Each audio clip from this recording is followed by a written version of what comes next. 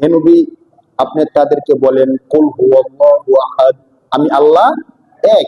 অন্তত একটা সূরার অনুবাদের আমরা জানি, যারা কোরআন তেলাওয়াত করি, আমি আল্লাহ কি?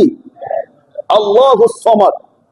আমি আল্লাহ হলাম এমন এক সত্তা যার কোনো কিছুর প্রয়োজন পড়ে না। পৃথিবীর সমস্ত কিছু থেকে আমি আল্লাহ মুখাপেক্ষী। সুবহানাল্লাহ।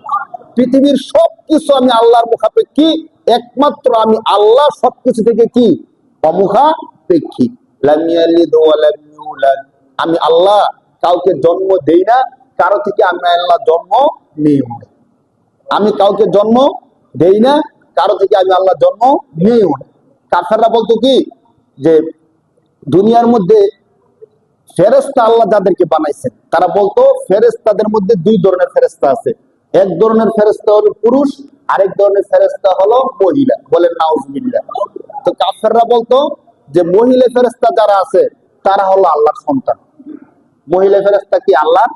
তারা বিভিন্ন ভাবে কথাগুলো কোরআন শরীফে অনেক আয়াতের মধ্যে আসছে, তার দাবি থেকে আমরা বেশিগুলো বলবো। তো আল্লাহ বলেন আমি কাউকে জন্ম দেইও নাই, আমি কারো থেকে জন্ম লাম ইয়ালিদ ওয়ালাম, আমার কোনো সন্তানও নাই, আবার আমি কারো সন্তানও না।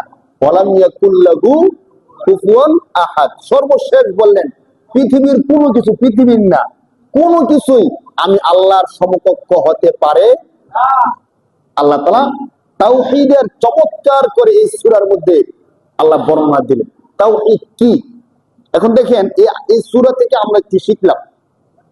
এক নম্বর কথা হলো আল্লাহ এক। আল্লাহ কি? আল্লাহ আমাদেরকে শিখাইলেন আল্লাহ কি। এখন আমরা তো কেউ বলি না যে আল্লাহ এক না। এখনো পর্যন্ত কোন মুসলমানকে বলতে শুনছেন যে আল্লাহ একজন না, আল্লাহ দুইজন? কেউ কি কথা বলে? তো আল্লাহ এই কথা বলার দরকার কি? আমরা তো সবাই জানি এবং মানি। দেখেন আমাদের জানার বিষয়টা এমন হয় যে একটা বিষয় আমরা জানি কিন্তু মানার ক্ষেত্রে ভিন্নতা করি। কি কইরা? আল্লাহ এক, এর অর্থ কি? এক নাম্বার কথা। সর্বশেষ যে কথাটা বলছেন যে আমি আল্লাহর সমকক্ষ কেউ না, এই দুইটা বিষয় একসাথে করি। আল্লাহ এক, সর্বশেষ কথা হলো আল্লাহর সমকক্ষ কেউ নাই। এখন দেখেন একদম সহজ বিষয় যেটা আমরা বুঝি ওইটাই বলতেছি।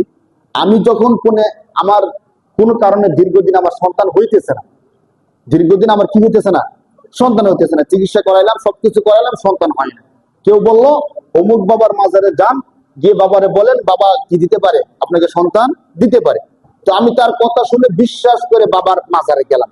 মাজারে গিয়ে বললাম যে বাবা আমার তো দীর্ঘদিন ধরে সন্তান হয় না, আপনার দরবারে আমি একটা গরু মান্নত করলাম, একটা গরু দেবো, আপনি আমার একটা কি দেন, সন্তান দেন। এমন আমাদের দেশে করে কি করে না বলেন? নাকি এমনি কথাটা বলা হইলো? কেউ না কেউ করে, যারা বুঝে না তারা করে। এখন আমরা ওই যে সূরার সাথে এটা মিলাই, আল্লাহ বলছেন আমি আল্লাহর সমকক্ষ কেউ নাই। আমরাও স্বীকার করি আল্লাহর সমকক্ষ কেউ। আমরা যদি কাউকে জিজ্ঞেস করি বলেন তো আল্লাহ শক্তি বেশি না বাবার শক্তি বেশি, সে কি বলবে? আল্লাহর শক্তি বেশি। আল্লাহর বাবা কি আল্লাহর সমান সমান? বলবো অসম্ভব। বাবা আল্লাহর সমান কখনো হতে পারে না। এটা আমরা কথায় বললাম, কাজটা করি কি দেখেন। মূলত সন্তান দেওয়ার দায়িত্ব কার? একটু বলি, আমরা সন্তান দেওয়ার দায়িত্ব কার? কোরআন শরীফের 25 নম্বর পারা স্বয়ং আল্লাহ বলতেছেন ইয়াহাবু লিমান ইয়াশাউ ইনাসা ওয়া ইয়াহাবু লিমান ইয়াশাউ যুকুর আও ইউযাব্বিদুহুম যুকরানা ওয়া ইনাসা ওয়া ইয়াজআলু মান ইয়াশাউ আকিমা। আল্লাহ বলেন বান্দা আমি যাকে চাই তাকে ছেলে সন্তান দেই, যাকে চাই তাকে মেয়ে দেই, যাকে চাই তাকে ছেলেও দেই মেয়েও দেই, আর যাকে চাই তাকে ছেলেও দেই না মেয়েও দেই না, যাকে চাই তাকে আমি নিঃসন্তান করে দেয়। এই কথা বলছেন কে? এই যে কোরআন শরীফের আয়াতটা পড়লাম। এখন আল্লাহ বলতেছেন সন্তান আমি আল্লাহ দেই। সন্তান কে দেয় ভাই? আমিও মেনে নিলাম সন্তান কে দেয়? আল্লাহ দেয়। যখন বাবার কাছে গিয়ে বললাম বাবা আমাকে একটা সন্তান দেন, তাহলে সন্তান মূলত দেয় কে? আমি গিয়ে চাইলাম কার কাছে? তো আমি মুখে স্বীকার করি যে আল্লাহর শক্তি বেশি, কিন্তু কাজে বুঝাইলাম যে আল্লাহ সন্তান দিতে পারে, আল্লাহর শক্তি আছে। আবার বাবার যে কেরামতি আছে, বাবা চাইলে আমাকে একটা কি দিতে পারে? সন্তান দিতে পারে। বলেন নাউজুবিল্লাহ। মানে এটা মনে করে, কিন্তু যারা বাবা মাজারে গিয়ে বলে তারা কি বিশ্বাস না করে যায়? আপনাকে আমি বিশ্বাস না করলে আপনার কাছে যাবো বলেন? বিশ্বাস করে বলে তো যায়। নাহলে একটা গরুর দাম 70-80 হাজার, 1 লাখ 1.5 লাখ টাকা একটা গরুর দাম, শুধু শুধু বাবার দরবারে গরু দিয়ে দেয় না তো। এখন দেখেন আমি আল্লাহ সন্তান দিয়ে বিশ্বাস করে আল্লাহর কাছে সন্তান চাইলাম। আবার যে ব্যক্তি বাবার কাছে গিয়ে বললো যে বাবা আমাকে একটা সন্তান দেন, বাবাকে সেজদা দিল। আমি আল্লাহকে বিশ্বাস করে কাকে সেজদা দিলাম? আল্লাহকে সেজদা দিলাম। আমার যে ভাইটা না বুঝা বাবার কাছে সন্তান চাইলো, বাবাকে সেজদা দিল, তাহলে আল্লাহর সাথে সাথে সমকক্ষ তাকে করলো কি করলো না বলেন? মুখে মুখে না করলেও কাজের দ্বারা করছে কিনা বলেন? তাহলে কি কাজটা দিল বলেন? মুখে বললাম যে আল্লাহর ক্ষমতা বেশি, সেজদা দেওয়া যাবে কাকে? একমাত্র আল্লাহকে। কিন্তু কাজে গিয়ে কার কাছে সন্তান চাইলাম? যদি এই বাড়িতে একটু স্মৃতিশক্তি কাজে লাগাইতো, যে আমি যার কাছে সন্তান চাইতেছি, সন্তান তো একটা রূহ, জীবন। সন্তান কি একটা জীবন না, রূহ না? আরে সে যদি আমাকে একটা সন্তান দিতেই পারতো, তাহলে তো সে তার নিজের মৃত্যুটা আটকাই দিত। কি বলেন? মানে সে যদি একটা সন্তান দেওয়ার ক্ষমতা রাখতো, যে বাবা কবরের মধ্যে আছে, জীবিত বাবার কাছে তো চাই না সাধারণত, যারা কবরে মাজারে আছে তাদের কাছে চাই। এখন ওই মৃত মাজারের মধ্যে যে বাবা আছে, ওই বাবা যদি আমাকে সন্তানই দিতে পারতো, তাহলে তার যে মৃত্যুটা সে আটকে ফেলতে পারতো। আজরাইল যখন আসছে তাকে নেওয়ার জন্য, বলতো সাবধান, আল্লাহর সাথে আমার যে একটা সম্পর্ক আছে, আমাকে তুই নিবি না, কিয়ামতের আগ পর্যন্ত আমার রূহ তুই নিতে পারবি না। আমি আল্লাহর সাথে চুক্তি করছি, কিয়ামতের আগ পর্যন্ত আমি মরবো না। এবং করতে পারতো কি পারতো না বলেন? যে ব্যক্তি নিজের রূহটা আটকাইতে পারলো না, যে নিজের মৃত্যুটা ঠেকাইতে পারলো না, ওই ব্যক্তি আমাকে সন্তানটা কি করে দেয় বলেন?